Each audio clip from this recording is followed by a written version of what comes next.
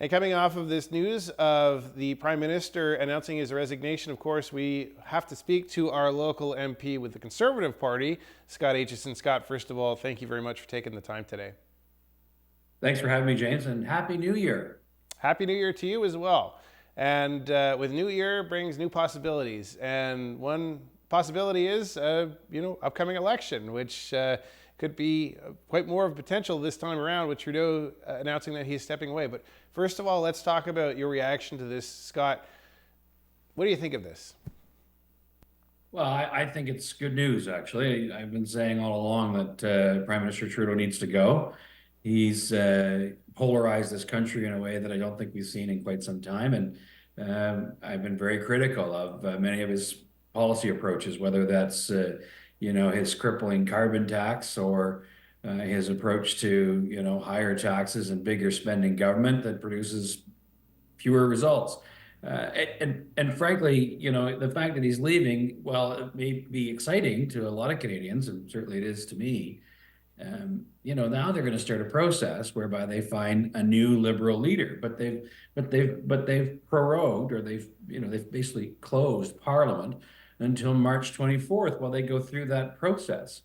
And so, it suggests to me that, they've placed the importance of the Liberal Party and their internal struggles above those of Canadians.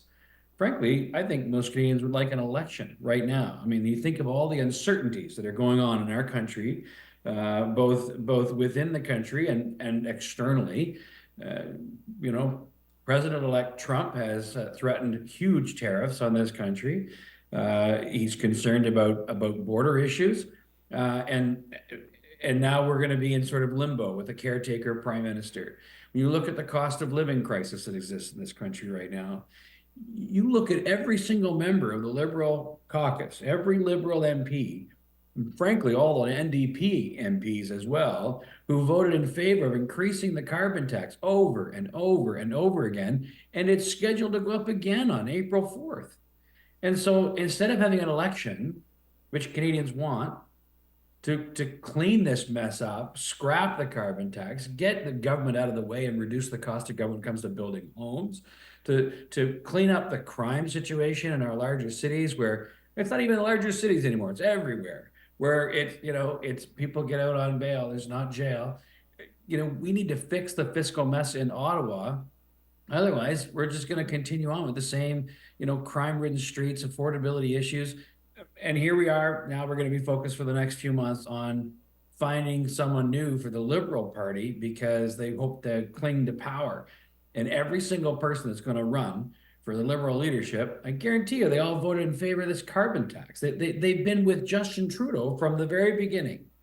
So, I'm excited that Justin Trudeau is resigning, but I'm pretty disappointed that we're basically going to hold Canadians hostage while they play their internal politics. Now, if this pro-agreement comes to an end in March and the Liberals decide that they want to continue to stay in power, or at least in government, obviously the NDP is the linchpin in trying to get a no confidence vote. Are you hearing anything from within your party of trying to leverage the NDP to push this forward? Well, we'll continue to do what we've always done, which is to hold this government to account and to challenge them and to force confidence votes in the House of Commons. Now, you should know we've done this 3 times this past fall session. And of course, Jagmeet Singh and the NDP voted in favor of keeping the government in power. So they ripped up the marriage agreement back in September, but actually didn't really do that because they kept them in power for like 3 more votes. Now, of course, Jagmeet Singh has said, no, it doesn't matter what goes on. Justin Trudeau's got to go. So now Justin Trudeau's going to go. And Jagmeet Singh now says, oh, well, it doesn't matter. This Liberal Party doesn't deserve any support. I wouldn't hold your breath, Canada, because here's a guy who has proven over and over and over again that he's interested in clinging to power as well. So I wouldn't be surprised if maybe he cooks up some deal with the new Liberal leader, whoever that might be, to try to keep them in power longer. So I don't trust the NDP. I don't trust Jagmeet Singh.